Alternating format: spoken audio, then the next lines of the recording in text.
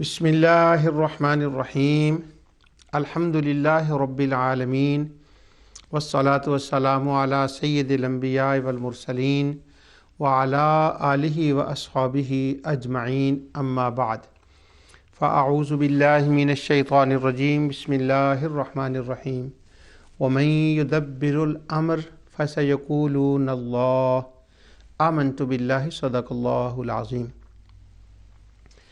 नाज़रीन, प्रोग्राम इज़ाला शुबहात में मैं आपकी खिदमत में हाज़िर हूँ और अल्लाह ताला की रहमत और तौफ़ीक से टॉपिक तौहीद और रद्द शिर्क पर गुफ्तगू कर रहा हूँ।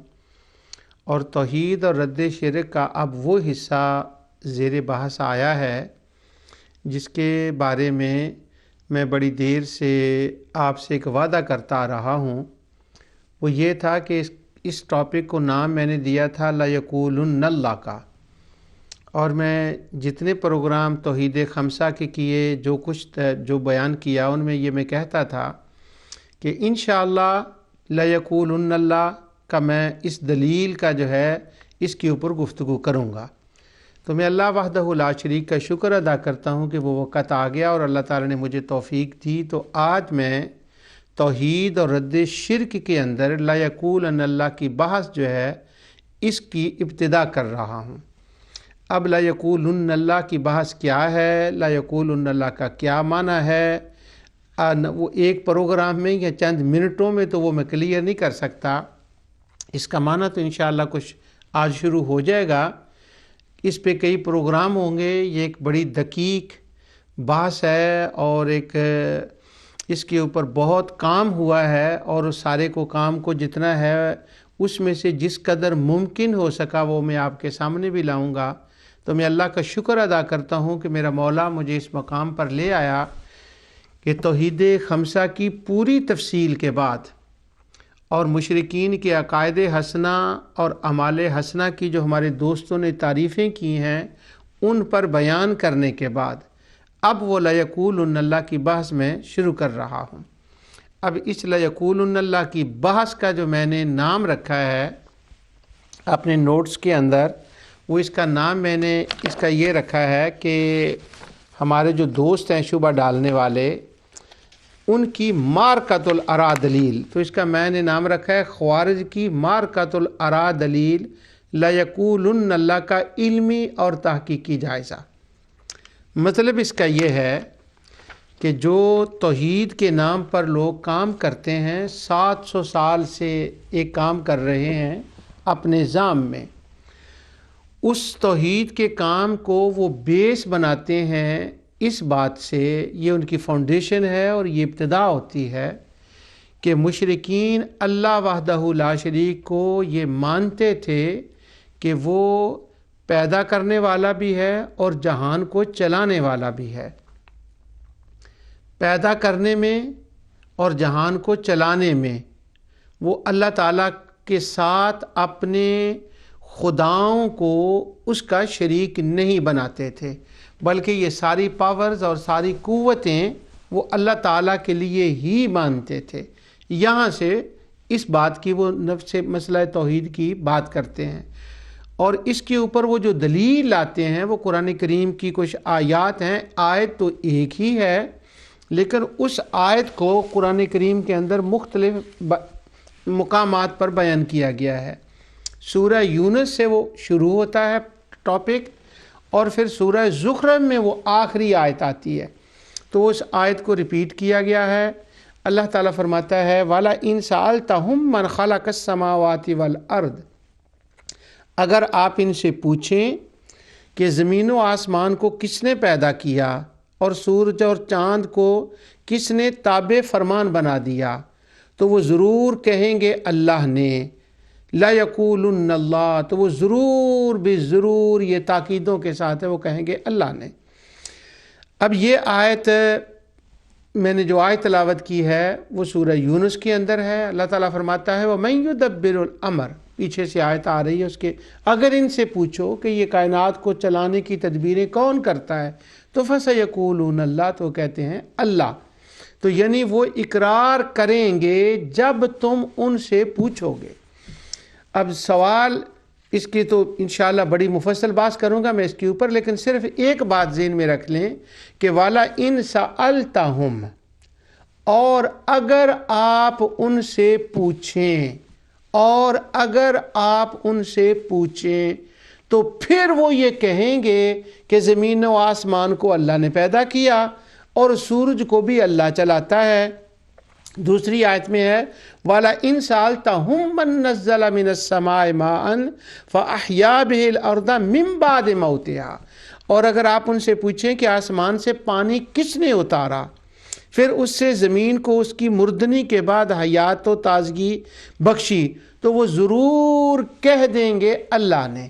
اب یہ آیت کا میں ایک حصہ پڑھ رہا ہوں، پیچھے سے آپ میرا ازالہ شبہات کے سارے پروگرام سنتے آ رہے ہیں، تو یہ آیت کا ایک چھوٹا سا حصہ ہے۔ اب اس کے بعد آیت کیا ہے، اس سے پہلے آیت کیا ہے، اور یہ آیت ختم کیسی ہوتی ہے، اس کا تو سورے سے کوئی پڑھتا ہی نہیں اسے، تو وہ تو یوں لگتا ہے جیسے نا وہ آیت کا حصہ ہی نہیں ہے۔ حالانکہ قرآن کریم کو سمجھنے کا طریقہ یہ ہوتا ہے، ایک تو پوری آیت پڑھیں، اس کے اندر مضمون بیان ہے، پھر اس آیت کو سورت سے ملائیں جس سورت کے اندر وہ آیت ہے، پھر اس مضمون کو پورے قرآن میں گھومیں، پھر جا کر اس کا نتیجہ نکلتا ہے۔ لیکن ہمارے دوست چونکہ قرآن خواں ہیں، قرآن داں نہیں ہیں، اس لیے وہ آیت کے ایک حصے کو پڑھتے ہیں۔ اب جتنے حصے کو وہ پڑھتے ہیں وہی حصہ میں نے آپ کے سامنے پڑھا۔ اب باقی کا حصہ وہ نہ پڑھتے ہیں، نہ لکھتے ہیں، نہ تلاوت کرتے ہیں، یہ ان کا کام نہیں ہے۔ یہ اللہ تعالیٰ نے اپنی رحمت سے، اپنی عنایت اور کرم سے ہمیں توفیق دی ہے کہ میں یہ پوری آیتیں آپ کو پڑھ کے سناؤں گا کہ اس سے پہلے کیا ہے، سورت کس مسئلہ کیا چل رہا ہے، اور یہ آیت کیا ہے، اور اس کے آخر میں کیا ہے۔ یعنی ان کو شاباشی نہیں دی گئی اس بات کے اوپر کہ اچھا بھی تم نے یہ کہہ دیا ہے نا کہ اللہ ہی زمین و آسمان کو پیدا کرنا والا، تو شاباش ہے، تم معاہد بن گئے، تم مومن بن گئے، تمہیں سرٹیفکیٹ دے دیا نجات کا۔ آگے یہ نہیں ہے، آگے تو کمال ہو گئی ہے۔ اللہ تعالیٰ فرماتا ہے جب وہ یہ کہیں گے تو فَأَنَّا يُؤْفَكُونَ، پھر تم ان سے یہ سوال کرو کہ اگر یہ بات وہی ہے جو تم کہہ رہے ہو تو پھر تم الٹے پاؤں کیوں جا رہے ہو؟ جانا تو یہ بات ماننے کا تقاضا تو یہ ہے نا کہ تم سیدھے جاؤ، کہتے یہ ہو اور جاتے ادھر ہو۔ یعنی یوں کہیں کہ ایک بندہ کہے، میں چونکہ یہ برمنگھم میں پروگرام کر رہا ہوں تو اس لیے میں برمنگھم کا نام لے رہا ہوں، کہ برمنگھم سے وہ کھڑا ہو کے کہے میں لنڈن کی طرف جا رہا ہوں، میں لنڈن کی طرف جا رہا ہوں۔ اب وہ کہے یہ کہ میں لنڈن کی طرف جا رہا ہوں، تو ہمارے برمنگھم سے جس جگہ میں بیٹھا ہوا ہوں اس سے پیچھے ایک موٹر وے گزرتا ہے، اس کا نام ہے M1، تو وہ اگر اس طرف جائیں تو لنڈن ہے، اور اگر اس طرف جائیں تو ناٹنگھم، ڈربی، شیفیلڈ اور لیڈز ہے، لیڈز تک وہ جاتا ہے، اس کا آخری اسٹیشن ہے۔ اب ایک بندہ یہ کہے کہ میں لنڈن کی طرف جا رہا ہوں M1 سے، موٹر وے سے، تو جب وہ نام لے نا لنڈن کا تو وہ چل پڑے ادھر لیڈز کی طرف، شیفیلڈ کی طرف، تو اب اس کے کہا جائے گا یار تمہارا دماغ ٹھیک ہے، تم کہہ تو یہ رہے ہو کہ میں لنڈن کی طرف جا رہا ہوں، ہم نے سن لیا، تم لنڈن کا مدعی ہو، دعویٰ یہ کر رہے ہو، تو فَأَنَّا يُؤْفَكُونَ، تو لیڈز کی طرف تم کیوں جا رہے ہو؟ تو آیت کا آخر یوں ہے کہ تم اگر ان سے پوچھا جائے، اگر ہمہ وقت نہیں، جب ان سے پوچھا جائے، اور پوچھا کب جائے، یہ تو پوری سورت پڑھیں تو تب پتہ چلتا ہے، پورا قرآن پڑھیں تو جب پتہ چلتا ہے کہ کب پوچھا جائے اور کیوں پوچھا جائے۔ جب پوچھا جائے تو وہ یہ کہیں گے زمین آسمان اللہ نے بنائے، تو پھر ان سے کہو لنڈن کے نام لنڈن کا اور جا لیڈز کی طرف رہے ہو، نام کعبے کا اور جا لات کی طرف جائے ہو، نام حجر اسود کا اور جا منات کی طرف رہے ہو، نام اللہ کا اور تم جا رہے ہو عزا کی طرف، تم جا رہے ہو حبل کی طرف۔ فَأَنَّا تُؤْفَكُونَ، اگر یہ تمہارا کہنا صحیح ہے تو پھر یہ روٹ کیوں بدلا ہوا ہے، تمہارا رخ کیوں بدلا ہوا ہے؟ اصل میں تو یہ ایک ڈیبیٹ ہے مولانا حسین علی وہاں 95 بلغت الحیران میں لکھا یہ تو ایک ڈیبیٹ ہے اور دلیل خصم ہے، پہلے مشرکین کو دلائل دے دے دے دے دے کے یہاں تک لایا جاتا ہے، اب ان سے سوال کرو، ایک مقام پہ لایا جاتا ہے کہ اب ان سے سوال کرو کس نے پیدا کیا ہے، تو وہ بامر مجبوری بدل نخواستہ اتنے دلائل کے بعد اس کے سوا کچھ کہہ ہی نہیں سکیں گے، جب وہ لندن کا نام لے دینا پھر پکڑو ان کو، فَأَنَّا يُؤْفَكُونَ، تو لیڈ کی طرف تمہارا منہ کیوں ہے؟ ان آیتوں کا مطلب یہ ہے، اور اب جب میں آیتیں تلاوت کروں گا تو ایمان تازہ ہوگا۔ بعض آیتوں میں یوں آتا ہے کہ اللہ تعالیٰ فرماتا ہے جب وہ یہ کہیں گے نا قُلِ الْحَمْدُ لِلَّهِ، پہلے تو اللہ کا شکر کرو کہ انہوں نے اتنی بات کہہ دی ہے، اور بل اکثرهم لا یعقلون، ان کو تو عقل ہی نہیں، انہوں نے کیا کہہ دیا۔ میں آیتوں کا اخیر آپ کو سناؤں گا، بعد کی آیتیں آپ کو سناؤں گا، لیکن ہمارے دوست شبہ ڈالنے والوں نے آیت کا ایک حصہ پڑھا حافظ ابن تیمیہ نے، اس کے بعد 700 سال سے لے کر آج تک پوری کتب توحید کے اندر اس کا ایک حصہ چل رہا ہے، اس کا آخری کو پڑھتا ہی نہیں ہے، حالانکہ حافظ ہیں، تراویح میں پورا قرآن پڑھتے ہیں، مگر جب توحید کی بات آتی ہے ایک ایسا اللہ کہیں گے، اللہ کہیں گے، اللہ، اور آگے ہر آیت کے بعد ہے کہ جب یہ کہیں وَمَن يُدَبِّرُ الْأَمْرَ، پوچھے کون تدبیریں کرتا ہے، فَسَيَقُولُونَ اللہ، کہیں گے اللہ۔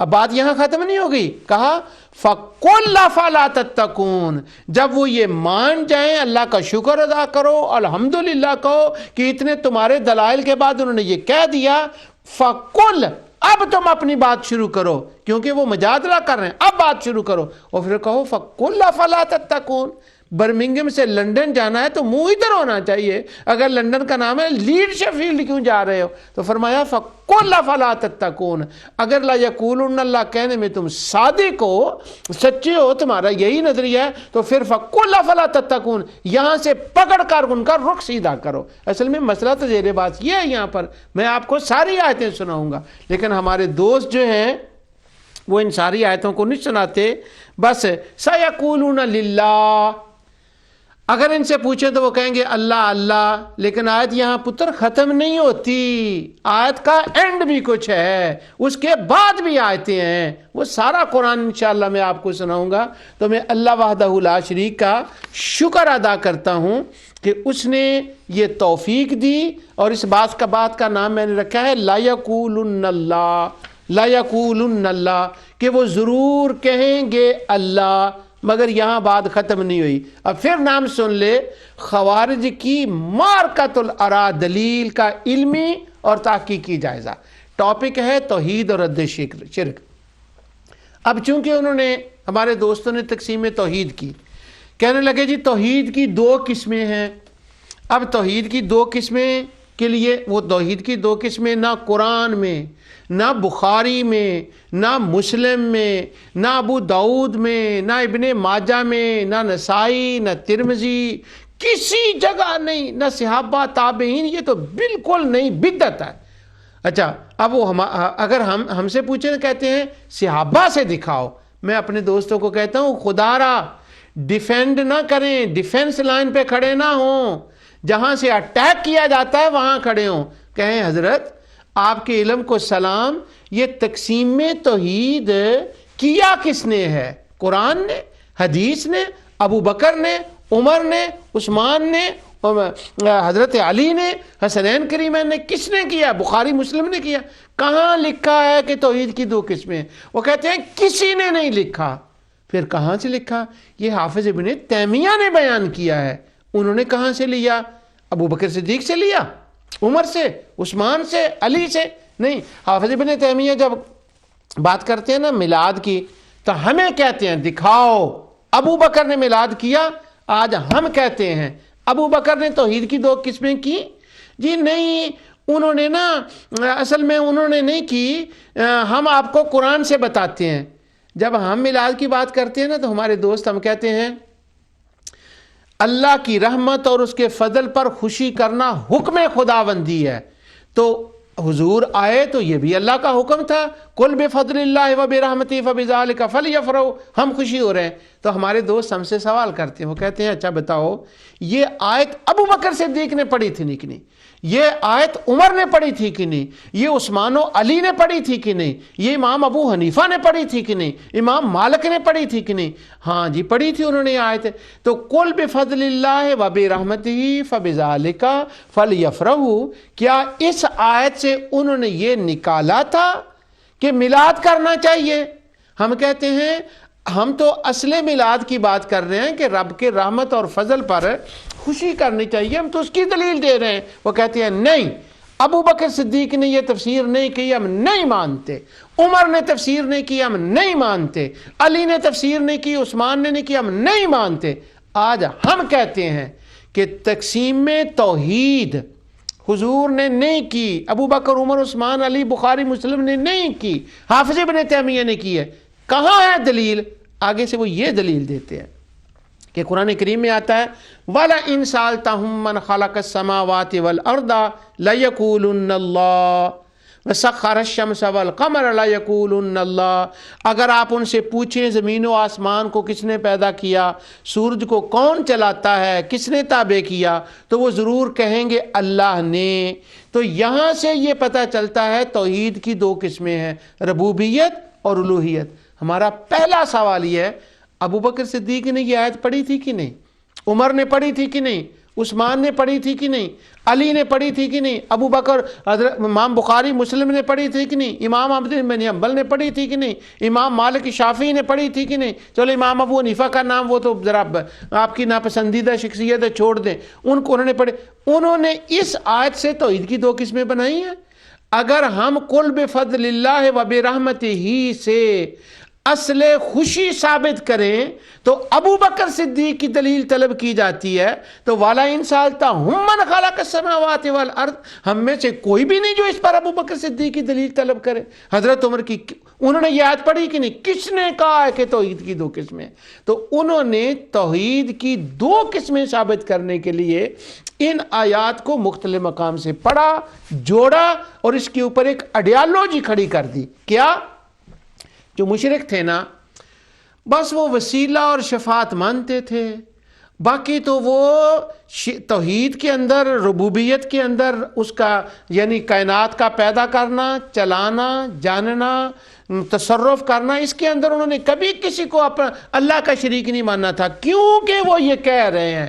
اب میں بتاؤں گا کہ وہ کہہ کیا رہے ہیں، یہی تو انشاءاللہ ایک لمبا سفر کرنا ہے۔ آج پہلا دن ہے، میں اس کا تعارف کرا رہا ہوں آپ کو۔ آج تو ذرا ہلکی پھلکی باتیں میں آپ سے کروں گا، ان آیات کی نہ میں اگلی آیتیں پڑھوں گا، نہ میں پچھلی پڑھوں گا، نہ ان آیتوں کو پورا کروں گا۔ یہ تو جیسے جیسے رب موقع دے گا نا پروگرام آگے چلے گا، مگر اس کا نام یاد رکھ لیں، پروگرام کا نام ہے لَيَقُولُنَّ اللَّهُ۔ اور لَيَقُولُنَّ اللَّهُ کا کیا مطلب ہے؟ اس کا مطلب یہ ہے کہ اگر آپ ان سے سوال کریں تو یہ ضرور بھی ضرور کہہ دیں گے کہ زمین و آسمان کو اللہ نے پیدا کیا، چاند کو اللہ چلاتا ہے، پناہ اللہ دیتا ہے، زمین و آسمان کا مالک اللہ ہے۔ لیکن اس کے بعد جو آیت ہے نا، جو وہ کہتے ہیں اس کا مطلب کیا ہے، یہ آیت نہ ابو بکر الجزائری سناتا ہے، نہ یہ آیت حافظ صلاح الدین یوسف نے سنائی ہے، نہ یہ آیت سرفراز کا صفدر نے سنائی ہے، نہ یہ محمد بن عبد الوہاب نجدی نے سنائی ہے، نہ یہ شیخ عثیمین نے سنائی ہے، نہ یہ ابن باز نے سنائی ہے، نہ یہ جو ہے نا علی بن خدیر نے سنائی ہے۔ وہ اگلی آیت اور آیت کا آخری حصہ میں سناؤں گا اللہ کی رحمت اور عنایت سے کہ اس کا کیا ہے، مگر آج نہیں، آج تو ہلکا پھلکا جیسے میں نے کہا نا، تھوڑا تھوڑا کر کے ذرا اور آگے چلیں گے۔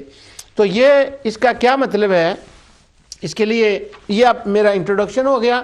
اب میں اس کے اوپر بتاتا ہوں کہ جتنی توحید پہ کتابیں لکھی گئی ان کے اندر یہ مسئلہ ہوتا ہے کہ توحید ربوبیت الوہیت۔ کہتے ہیں کہ مشرکین مکہ اور امم سابقہ کے مشرکین، ہمارے دوست کہتے ہیں توحید ربوبیت میں تو بالکل پکے موحد تھے، وہ اللہ کو مانتے تھے پیدا کرنے والا، چلانے والا اور دنیا کو جاننے والا۔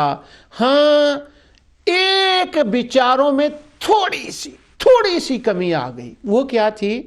وہ جب دعا کرتے تھے نا تو وہ کہتے تھے یا اللہ انبیاء کے صدقے میں ہماری دعا قبول کر لا اور یہ قیامت کے دن ہماری سفارش کریں گے، بس یہ تھی۔ اور یہ الوہیت میں شرک تھا۔ اسی شرک کے لیے اللہ نے نوح علیہ السلام سے لے کے حضور تک نبی بھیجے۔ بس یہ مسئلہ نہ ہوتا تو پکے مومن اور موحد تھے۔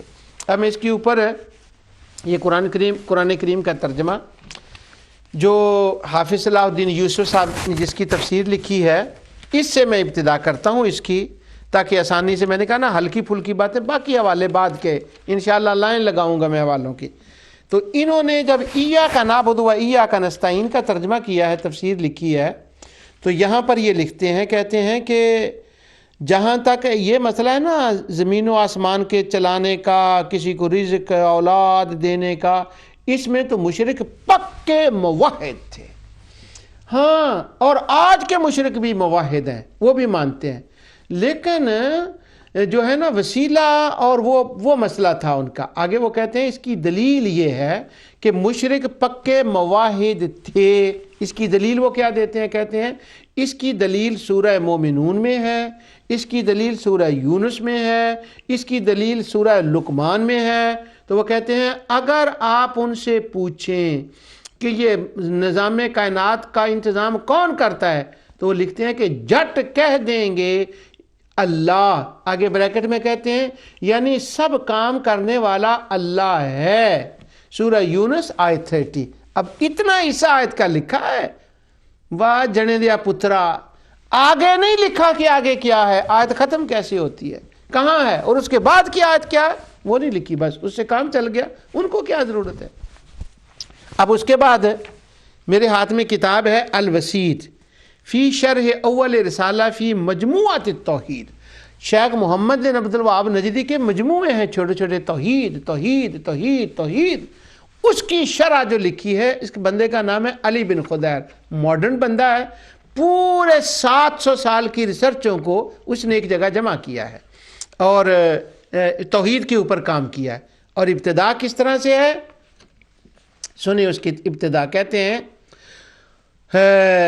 جہاں تک توحید ربوبیت کا تعلق ہے، اس میں تو کوئی شک ہی نہیں کہ وہ مقر تھے کہ اللہ کی ربوبیت میں کسی کو شریک نہیں کرتے تھے، جیسا کہ اللہ تعالیٰ نے فرمایا وَلَئِن سَأَلْتَهُم مَّنْ خَلَقَ السَّمَاوَاتِ وَالْأَرْضَ لَيَقُولُنَّ اللَّهُ۔ اگر آپ ان سے پوچھیں کہ زمین و آسمان کے پیدا کس نے کیا، تو کہیں گے اللہ نے پیدا کیا۔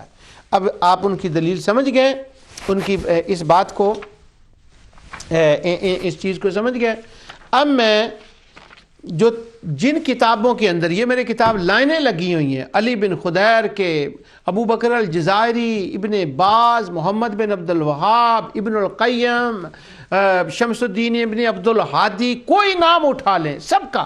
اب میں سارے نہیں بتاؤں گا، اتنا ٹائم نہیں ہوتا، لیکن میں آپ کو یہ بتانا چاہتا ہوں کہ یعنی اس پر اجماع ہے، لیکن اس کا جواب آپ نے سمجھ لیا، نام لندن کا اور منہ لیڈز کی طرف۔ اس لیے فرمایا فَأَنَّا تُؤْفَكُونَ۔ او مشرکو، اگر تم اللہ تعالیٰ کو اتنے یقین کے ساتھ کہتے ہو کہ خالق، مدبر، عالم وہی ہے، تو فَأَنَّا يُؤْفَكُونَ منہ کدھر چکیا ہے، پھر لیڈز کی طرف کیوں جا رہے ہو، محمد مصطفیٰ کی طرف کیوں نہیں آتے، ان کے دروازے پہ کیوں نہیں آتے؟ اصل میں بات تو یہ چل رہی ہے وہاں پر، وہاں مشرکین کا عقیدہ توحید نہیں بیان ہو رہا کہ موحد اور مومن تھے۔ اس کا کیا مطلب ہے یہ مجھے پتا ہے بعض لوگ کہیں گے ابھی بتائیں، یہ تو ایک لمبا سفر ہے اور 15 منٹ میں یا 10 منٹ میں یہ ساری باتیں ایک دن میں نہیں ہو سکتی۔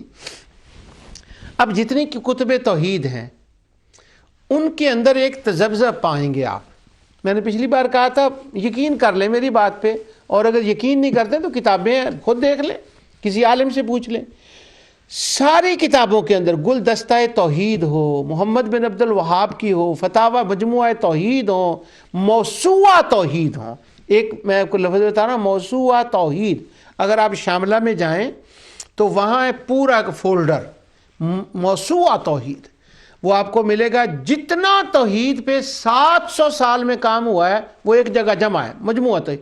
وہ پورا موسوعہ توحید میں چلے جائیں، موسوعہ توحید کو کھنگال لیں، ہر کتاب کے اندر ایک بات ہے. وہ بات کیا ہے؟ ہر بندہ جس کو یہ دعویٰ ہے اور مدعی ہے کہ میں توحید کا کام کر رہا ہوں، توحید کی خدمت کر رہا ہوں، خدام التوحید. اچھا، وہ جو خدام التوحید اپنے ذام میں ہے نا، ہم خدمت توحید کرتے ہیں، ان کی کتاب کا میں یہ نکتہ آپ کو بتانے لگا ہوں. ویسے وہ نام ہی نام ہے خدام التوحید، کہ یہ جی توحید کی خدمت ہے، ہم نے یہ 700 سال کی موسوعے بنائے، مجموعے تیار کیے. ان کے اندر کیا ہے یہ میں کچھ بتا چکا ہوں، کچھ بتاؤں گا. مثلا ایک کہتے ہیں خدمت توحید بڑی کی. کیا خدمت توحید کی؟ پاکستان میں جب ہم ہوتے تھے بچپن میں تو سنتے تھے خدمت توحید. کیا کہ خدمت توحید اس بندے نے بڑی خدمت توحید کی. کیا اس نے کیا خدمت توحید کی ہے؟ اس کی سائیکلوں کی دکان ہے، اور اس نے سائیکلوں کی دکان کا نام رکھا ہے توحید سائیکل. لا حول ولا قوت الا باللہ. یہ توحید، اس بندے نے بڑی توحید کی خدمت کی ہے. یہ کونسلر تھا، اور اس نے یونین کونسل کے اندر جا کے پورے کونسلوں کو برین واش کیا، اور اپنی گلی جو اس کے گھر کی طرف جاتی ہے نا، پہلے اس کا نام کچھ اور تھا، اب اس نے توحید کی خدمت کی، اس گلی کا نام چینج کر دیا. کیا ہوگا؟ توحید روڈ، توحید گلی، خدمت توحید ہو گئی. یہ بندہ ہے، بڑی توحید کی خدمت کی اس نے. کیا؟ سعودی عرب گیا، پیسے کمائے، انگلینڈ گیا، پیسے کمائے، امریکہ گیا، پیسے کمائے، واپس آیا، اور وہ ایک بڑا شاندار کوٹھی بنائی، اور کوٹھی کا نام رکھ دیا توحید منزل. کیا ہو گیا؟ خدمت توحید. دوسرا بندہ، اس نے ایک بڑی کمپنی کھولی، اور وہ کمپنی تھی تیل کی، تیل بنانے والی ایک چھوٹی سی فیکٹری. اس کا نام تھا توحید کوکنگ آئل. اللہ اکبر. یعنی اگر کوئی بندہ نام رکھ دے نا بلڈنگ کا، توحید بلڈنگ، توحید منزل، توحید گیسٹ ہاؤس، توحید روڈ. آج کل وہ اسکولوں کے نام نکلے ہیں کہ باہر سے فنڈز ملتے ہیں جو اسکول بنائے، تو وہ کہتے ہیں توحید اسکول. جس کے ساتھ منزل کا یہ تو خدمت توحید ہے. میں آپ کو یہ بتا رہا ہوں، جس طرح سے آپ ظاہری طور پر عوام میں یہ خدمت دیکھتے ہیں کہ ایک کونسل یا لارڈ میئر یونین کونسل کو برین واش کر کے توحید کے، یعنی اللہ وحدہ لا شریک کے نام کی، نعوذ باللہ ہم بات نہیں کر رہے کہ اس کے نام پر روڈ نہیں ہونا چاہیے، یہ میرا قطعی مقصد نہیں ہے. یعنی جو ذامی توحید ہے، جو وہمی توحید ہے، میں اس کی بات کر رہا ہوں.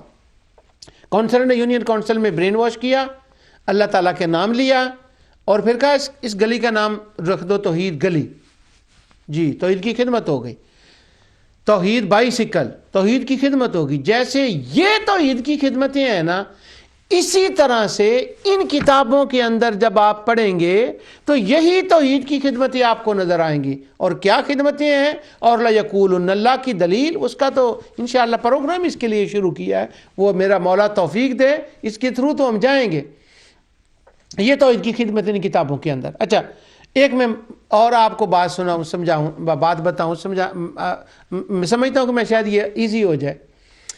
ہم جو مغرب میں لوگ رہتے ہیں، امریکہ میں، انگلینڈ میں، فرانس، برطانیہ، جرمنی، اسپین، ہالینڈ، ناروے، جتنے یورپین، میں سب کے نام تو نہیں لے سکتا، جتنے ہم یورپین ویسٹ میں ہم جو رہتے ہیں، ہمارے لیے ایک مسئلہ حلال کا بڑا ہوتا ہے کہ ریسٹورنٹ پہ جائیں، کھانا حلال چاہیے. یہ تو وہ حلال ہمارا ایک ایشو ہوتا ہے. دکانوں پہ بھی حلال بریڈ لینا، یہ وہ جو مسلمان ممالک ہیں جہاں یہ پروگرام سنا جاتا ہے وہ تو اس کو فنی سمجھیں گے. اب قطر میں یہ لوگ سن رہے ہوں، سعودی عرب میں، پاکستان میں، تو وہ حلال کی وہاں اس طرح کی یہ بات تو نہیں آئے گی جیسے ہمارے یہاں ہوتی ہے. اب یہاں پر وہ حلال کا ایک مسئلہ ہوتا ہے. تو جو بیچارے بالکل سیدھے سادے بندے ہوتے ہیں، جو بندہ لکھتے ہیں نا حلال اپنی دکان کے اوپر، تو وہ ذرا دکان اچھی چلتی ہے. حلال گوشت، ہماری ضرورت ہے حلال گوشت. دوسرا لکھتا ہے یہ، اب وہ ایک سلسلہ شروع ہو گیا. اب وہ بندہ سوچتا نہیں. ہمارے شہر میں ایک بندے نے دکان شروع کی، اس نے اس کا باہر لکھ دیا حلال مچھلی. میں نے کہا اللہ کے بندے، کبھی اس پر بھی حلال کا مسئلہ شروع ہوا ہے؟ ایک لندن کے اندر ڈاکٹر وہ پتہ نہیں ہومیوپیتھک ہے یا کیا، میں اس کا نام نہیں لے سکتا، مجھے آتا ہے قانون کے مسئلے ہوتے ہیں، اگر میں یہاں وہ اس کا نام لے دوں وہ صبح مجھے کورٹ میں لے جائے گا، نور ٹی وی کو £1,00,000 جرمانہ ہو جائے گا، مجھے ہو جائے گا، اس لیے ہم ڈرتے نہیں ہیں نور ٹی وی کو، یہاں کے کچھ قانونی مسئلے ہوتے ہیں، اس لیے ہم بہت سی چیزوں کا نام لیے بغیر گزر جاتے ہیں۔ اب وہ ڈاکٹر ہے، وہ آپریشن کرتا، اس نے کلینک کے باہر لکھا حلال آپریشن، اللہ اکبر۔ اب یہ بتائیں اللہ کے بندو، حلال مچھلی، حلال ٹوائلٹ، حلال کلینک، ان کا بھی کوئی حلال کے ساتھ تعلق ہے؟ اسی طرح توحید بائسیکل، وہ یہ توحید سائیکل سروس، اس کا بھی توحید کے ساتھ کوئی تعلق ہے؟ توحید کیسٹ ہاؤس، اس کا بھی توحید کے ساتھ کوئی تعلق ہے؟ آپ یوٹیوب پر جائیں، شاید آپ میری بات کو مذاق سمجھ رہے ہو، یوٹیوب کھولیں، اس کے اوپر دیکھیں توحید کیسٹ ہاؤس، یعنی جو ہمارے خوارج دوست ہیں ان کی جہاں سے کیسٹس ملتی ہیں، جہاں سے ان کی کتب ملتی ہیں، جہاں وہ رہتے ہیں، ان کے ذرا روڈوں کے نام دیکھیں۔ توحید، اس کے ساتھ توحید۔ پچھلے دنوں میں گلاسگو میں ایک لڑکا نوجوان آیا، اس نے ذرا ماڈرن طریقے سے خارجیت کو پھیلانے کا ایک عزم بنایا ہوا ہے، وہ آیا تو اس نے سلسلہ نقش بندیہ کا نام عجیب طریقے سے لیا، توحید نقش بندی، توحید چشتی، توحید قادری، اب یہ خدمت توحید ہے۔ تو اسی قسم کی خدمتیں جیسے حلال فش، حلال ٹوائلٹ، حلال کلینک آپ کو نظر آئے گا نا، اسی طرح توحید بائسیکل اور توحید فلاں فلاں اسی طرح ان کتابوں کے اندر بھی ہے۔ یہ میں آپ کو کم و بیش 30 سال میں اللہ کا شکر ادا کرتا ہوں، جو کچھ کتب توحید میں پڑھا ہے، اس مثال سے میں آپ کو خلاصہ بتا رہا ہوں۔ وہ یہ سمجھے کہ یہ توحید ٹوائلٹ اور توحید اس کا جو ہے نا توحید بائسیکل اور توحید موٹر سائیکل، توحید منزل، اس کا کیا ہے؟ جب آپ توحید کی کتابیں پڑھیں گے تو نام توحید ہوگا، اندر کیا ہوگا؟ توحید آپریشن، اندر کیا ہوگا؟ حلال آپریشن، حلال فش، بس یہ نکلے گا، کچھ بھی نہیں، پتہ ہی نہیں توحید کا، نہ خدا کی تعریف، نہ توحید خمسہ کا بیان، توحید فی ذات، اللہ کی ذات کی وحدانیت، یہ نہیں آئے گا۔ خلق، تدبیر، علم، عبادت، یہ باتیں ہوں گی ہی نہیں، اللہ کی تعریف ہی نہیں ہوگی۔ یہاں سے شروع ہوگا کہ اب وہ جب انہوں نے وسیلہ اور شفاعت کا نام لے دیا نا، اب میں آپ کو اس کا انٹروڈکشن کراتا ہوں۔ جن کتابوں کی لَيَقُولُنَّ اللہ اور توحید سے ابتدا ہوتی ہے کہ وہ اللہ کو مانتے ہیں، اللہ کو مانتے ہیں، اس کے اندر ایک مسئلہ میں نے دیکھا اور میں نے نوٹس لگائے ہیں۔ اگر کوئی ایسا ذوق والا بندہ ہو تو وہ نور ٹی وی پہ ای میل کرے، میں آپ کو وہ سارے حوالہ جات بھیج دوں گا، وہ میں نے اس کے اوپر نشان لگائے ہوئے ہیں۔ اب کیا ہے، الحمدللہ اس زمانے میں تو آپ کو اس کی ضرورت نہیں ہے، ہمارے اہل علم نوجوان شاملوں کو استعمال کرنا جانتے ہیں، اور آگے چل کر میں بتاؤں گا اگلے پروگراموں میں دوسرے ٹاپکس میں کہ الحمدللہ کہاں تک ہمارے نوجوان پہنچے ہیں، اللہ ان کو جزائے خیر عطا فرمائے۔ لیکن اگر کسی کو ہو تو وہ بھیج سکتا ہوں میں۔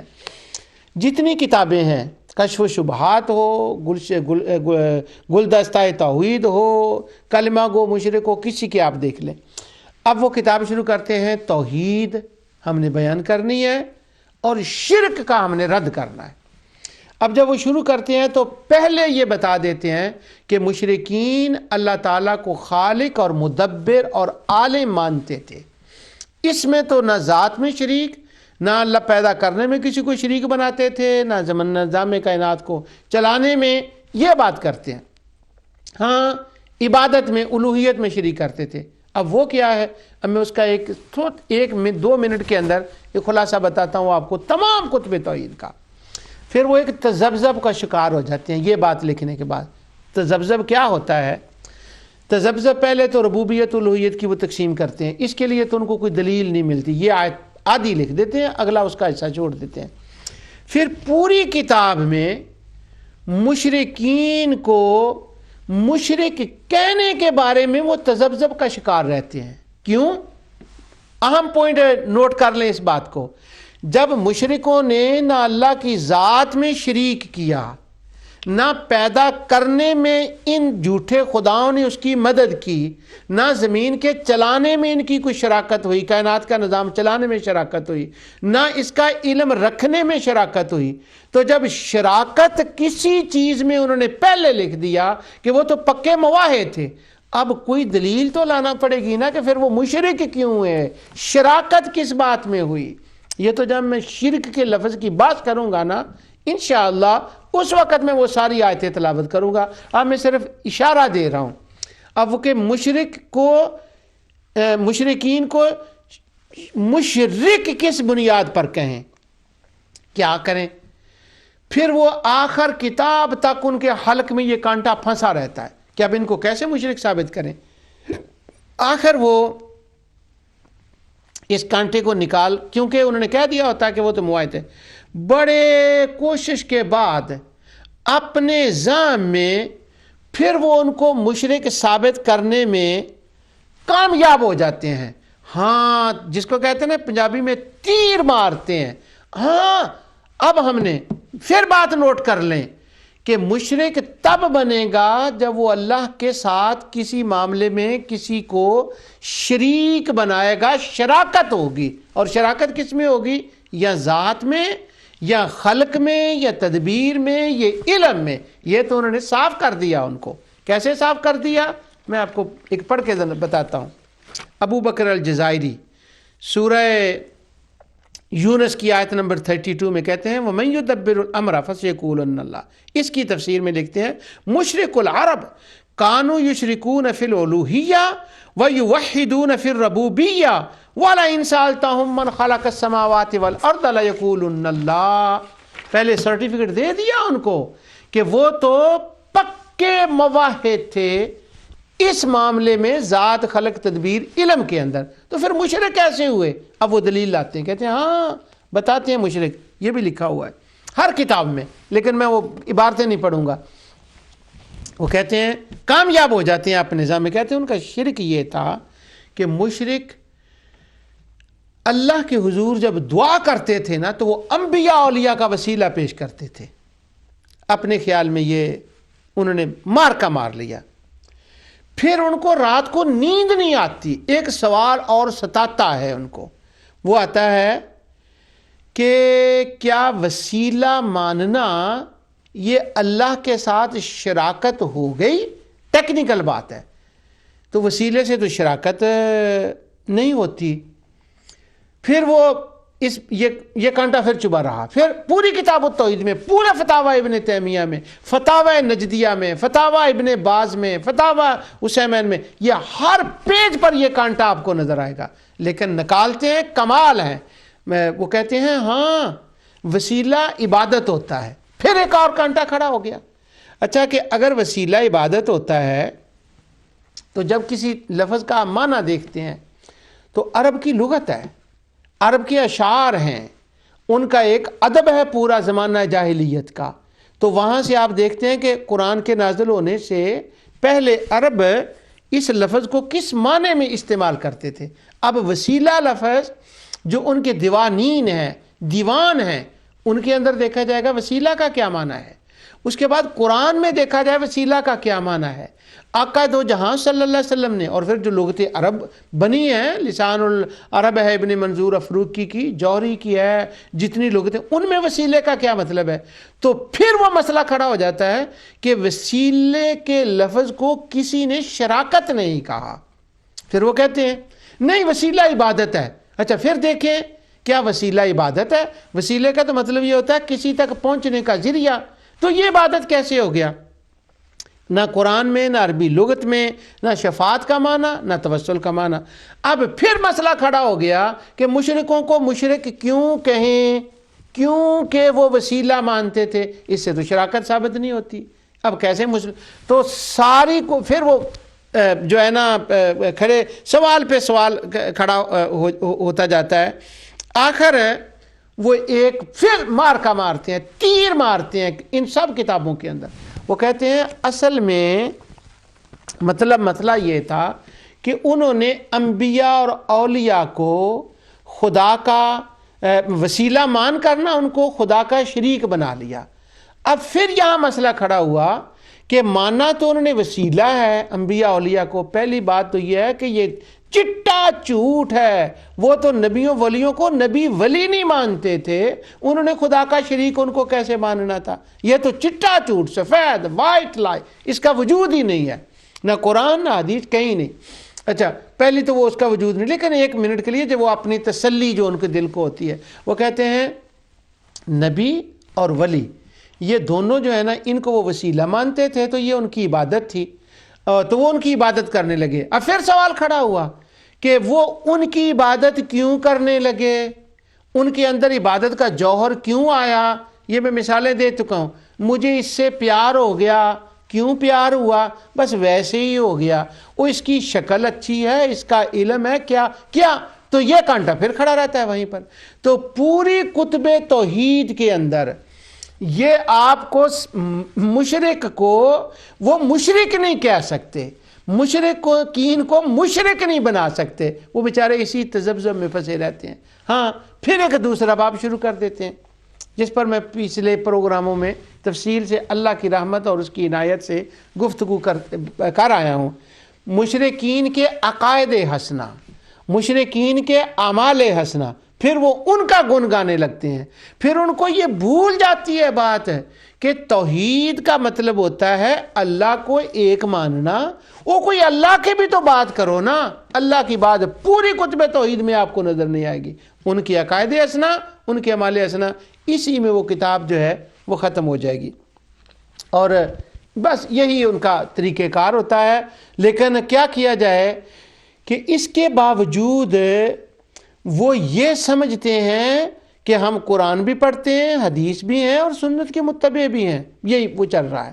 تو ابھی میں نے آپ کو وہ جو کتب توحید ہیں ان کا خلاصہ بتایا ہے کہ وَلَا إِن سَأَلْتَهُم مَّنْ خَلَقَ السَّمَاوَاتِ وَالْأَرْضَ لَيَقُولُنَّ اللَّهُ۔ آدھی آیت تو وہ لکھ دیتے ہیں، مگر یہ آیت اتنی مہنگی پڑتی ہے ان کو، اپنی حقیقت کے اعتبار سے نہیں، ان کے اس استدلال کی وجہ سے کہ پوری کتب توحید 700 سال کے لٹریچر میں وہ مشرکوں کو مشرک نہیں ثابت کر سکتے، وہ ان کے گن گاتے ہیں۔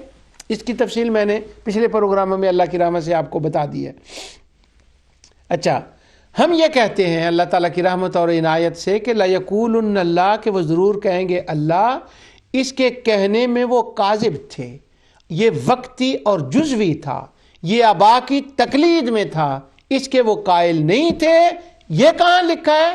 یہ اسی آیت میں لکھا ہے، اس کی بعد کی آیت میں لکھا ہے۔ وہ آیتیں اللہ کی رحمت سے میں آپ کو سناؤں گا۔ یہ بات میں کرنا نہیں چاہتا تھا، لیکن میرے ایک فاضل دوست ہیں، وہ ہمیشہ مجھے کہتے ہیں کہ اگر آپ کا کوئی پروگرام نہ سنے تو میں کہتا ہوں پھر اللہ کی مرضی، اب ایک ہی پروگرام میں ساری باتیں تو نہیں ہو سکتی۔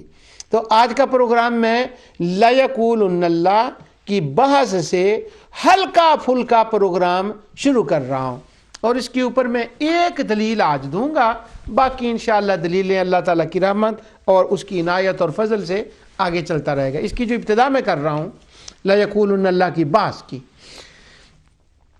کہ وہ اس میں صادق نہیں تھے، اس کی میں ابتدا کر رہا ہوں کسی وجہ سے۔ میرے ہاتھ میں یہ کتاب ہے، اس کو پڑھیں اور دیکھیں۔ اس کا نام ہے، اگر کسی نے حوالہ دیکھنا نیٹ پر بھی ہے یہ کتاب، اس کا نام ڈال دیں وہ آ جائے گی۔ اس کتاب کا نام ہے ہندوستانی قدیم مذاہب۔ ایک بزرگ ہیں ہمارے سلسلہ نقشبندیہ کے، اور ان کا اسم گرامی ہے حضرت مرزا مظہر جانا رحمۃ اللہ علیہ۔ یہ صاحب تفسیر مظہری کے شیخ تھے، انہوں نے تفسیر مظہری انہی کے نام پر اس کو نام دیا ہے، مرزا مظہر جانا رحمۃ اللہ علیہ۔ وہ ذرا اور طرح سے ہے مظہری، لیکن وہ ان کے بہرحال ان کے نام ان کے مرید تھے، وہ ان کی عقیدت اور ان کے ساتھ تھی وہ، اور ان کا وہ لقب تھا نا مرزا جانا مظہر، اس لیے پھر وہ انہوں نے مظہری کا نام ان کے نام پہ رکھا ہے۔ ان کی یہ کتاب ہے ہندوستانی قدیم مذاہب، بڑی معلوماتی کتاب ہے، اور اس کو شائع کیا ہے ہمارے شیخ حضرت علامہ مولانا ابو الحسن شاہ زید فاروقی رحمۃ اللہ تعالیٰ۔ ان کی کتابوں کے یہ دوسری کتاب بھی ہے، علامہ ابن تیمیہ اور ان کے ہمعصر علماء اور ان کی دیگر کتابوں کے بھی میں آپ کو حوالے دیتا رہتا ہوں۔ انہوں نے ان کے ایک خط کا تشریح کیا، اور کچھ اپنے ان کے ملفوظات میں ہیں شاہ ابو الحسن زید فاروقی رحمۃ اللہ علیہ کے۔ تو وہ حضرت مرزا مظہر جانا رحمۃ اللہ علیہ، کتاب کا اصل موضوع یہ ہے کہ مرزا مظہر جانا رحمۃ اللہ علیہ سے سوال ہوا تھا کہ مشرکین ہند اور مشرکین عرب ان کے آپس میں شرک کا فرق کیا ہے اور ان کے عقائد کا فرق کیا ہے۔ تو مشرک کا شراکت کے معاملے میں تو وہ ٹھیک ہے، ایک ہی جیسے ہیں، لیکن بعض معاملات میں مشرکین ہند اور مشرکین عرب کا فرق ہے۔ اس مسئلے کو انہوں نے اس کتاب کے اندر ذکر کیا، مگر میرا وہ موضوع نہیں ہے۔ میں نے جو بات کرنی ہے وہ لَيَقُولُنَّ اللہ کا جواب جو مرزا مظہر جان جانا رحمۃ اللہ نے دیا ہے، پہلا جواب مرزا مظہر جان جانا رحمۃ اللہ سے میں شروع کر رہا ہوں۔ اب مرزا مظہر جان جانا رحمۃ اللہ علیہ کی ابتدا میں جب شہاب الحسن زیاد فاروقی رحمۃ اللہ علیہ ان کے حالات زندگی لکھے ہیں تو ایک بڑی پیاری بات لکھی ہے ان کے بارے میں وہ آپ سے شیئر کرنا چاہتا ہوں۔ وہ فرماتے ہیں کہ مرزا مظہر جانا رحمۃ اللہ علیہ کے والد کا نام تھا مرزا جانا، اور وہ شاہ ہند اورنگزیب کے اعلیٰ افسر تھے، اس کی ملازمت میں تھے۔ وہ وہاں سے انہوں نے ہجرت کی، دوسری جگہ پر جانے لگے، تو رستے میں وہ جا رہے تھے، ان کی اہلیہ اور خاندان ساتھ تھا۔ تو رستے میں جاتے ہوئے ان کی جو مرزا مظہر جانا ان کی پیدائش ہوئی۔ جب ان کی پیدائش ہوئی تو ان کا نام تھا، جیسے میں نے کہا، مرزا جان۔ جب وہ مرزا جان کے ہاں بچے کی پیدائش ہوئی تو سلطان اورنگزیب عالمگیر کو خبر ملی کہ مرزا جانا کے ہاں ایک بچہ پیدا ہوا ہے۔ تو جس کو کہتے ہیں نا بلا ساختہ یکدم اورنگزیب عالمگیر کی زبان سے نکلا، انہوں نے فرمایا باپ جان ہے اور بیٹا ہے جانے جانا۔ سبحان اللہ۔ تو یہ اورنگزیب عالمگیر نے ان کا یہ نام رکھا تھا۔ یہ ایک تاریخی بات ہے، عام لوگوں کو اس کا پتہ نہیں ہوتا۔ تو جاننا اور جانے جانا یعنی اپنے جان کی جان، واہ مزہ آ گیا۔ تو یہ اورنگزیب عالمگیر رحمۃ اللہ تعالیٰ نے ان کا نام رکھا تھا۔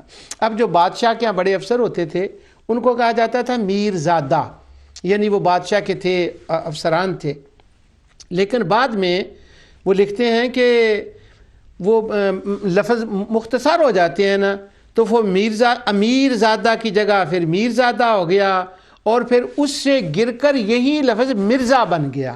اب جتنا مرزا لفظ ہوتے ہیں اصل میں وہ میر زادہ سے کم ہوتے ہوتے یہ مرزا رہ جاتے ہیں۔ تو اب ہم ان کا نام لکھتے ہیں مرزا مظہر جانے جانا، لیکن اصل میں وہ مرزا جانے جانا ہے، لیکن یہ غلط نہیں ہے، مرزا مظہر جانے جانا رحمۃ اللہ علیہ۔ تو یہ نام بھی ایک ایسا جانے جانا تھا۔ شہاب الحسن زیاد فاروقی رحمۃ اللہ علیہ فرماتے ہیں کہ جس طرح سے ایک عجیب پہلا نام تھا نا کائنات کے اندر سیدنا یحییٰ علیہ السلام کا، اسی طرح تاریخ ہند میں یہ جانے جانا پہلا نام تھا جو اورنگزیب عالمگیر رحمۃ اللہ علیہ نے رکھا۔ اس کے بعد میں اب اپنی ٹائم بھی تیزی سے جا رہا ہے، یہ مرزا مظہر جانے جانا رحمۃ اللہ علیہ 35 صفحہ پر اس کتاب کے وہ اس بات کو شروع کرتے ہیں۔ ویسے پوری کتاب ہی کمال کی ہے اور بڑے معلومات ہیں اس کے اندر، اور وہ مشرکوں کی تعریف شروع کرتے ہیں، عرب کس کو کہا جاتا ہے اس کے بارے میں۔ آخر جو میرے موضوع سے متعلق جو بات ہے وہ یہ ہے، وہ فرماتے ہیں کہ مشرکین عرب، عرصہ 35 پیج پڑھ رہا ہوں مرزا مظہر جانے جانا کی کتاب سے، فرماتے ہیں مشرکین عرب عرصہ دراز سے شرک میں مبتلا تھے۔ آگے لفظ سنیں ایک ولی اللہ کے، یہ تو میں ابن تیمیہ سے بھی ثابت کروں گا لیکن یہ ذرا عقیدت کا اظہار کر رہا ہوں۔ فرماتے ہیں بتوں کو متصرف بذات یقین کرتے تھے اور کہتے یہ تھے کہ ہم ان کی پوجا اس لیے کرتے ہیں کہ یہ ہم کو خدا کا مقرب بنا دیں گے۔ دونوں لفظ نوٹ کر لیں مرزا مظہر جانا رحمۃ اللہ علیہ کے۔ مانتے تھے متصرف بذات، ذاتی طور پر، یہ باتیں میں فتح الباری سے بھی دکھاؤں گا لیکن یہاں وہ زیر باز مسئلہ نہیں ہے۔ متصرف بذات مانتے اور کہتے یہ تھے، مانتے نہیں، کہتے یہ تھے کہ ہم ان کی عبادت اس لیے کرتے ہیں یہ ہم کو خدا کا مقرب بنا دیں گے، جیسے کہ اللہ تعالیٰ نے ان کے قول کو نقل کیا، والذین اتخذوا من دونہ اولیاء ما نعبدہم الا لیقربونا الی اللہ زلفی۔ آگے فرماتے ہیں جنہوں نے کہتے یہ تھے کہ ہم ان کی عبادت اس لیے کرتے ہیں تاکہ یہ ہمیں اللہ کا مقرب بنا دیں۔ آگے فرماتے ہیں لیکن ان کا یہ بیان اللہ نے تسلیم نہیں کیا، بلکہ کیا ہوا، اللہ تعالیٰ نے اللہ تعالیٰ فرماتا ہے، ان کا رد کرتا ہوا فرماتا ہے ان اللہ لا یہدی من ہوا کاذب کفار۔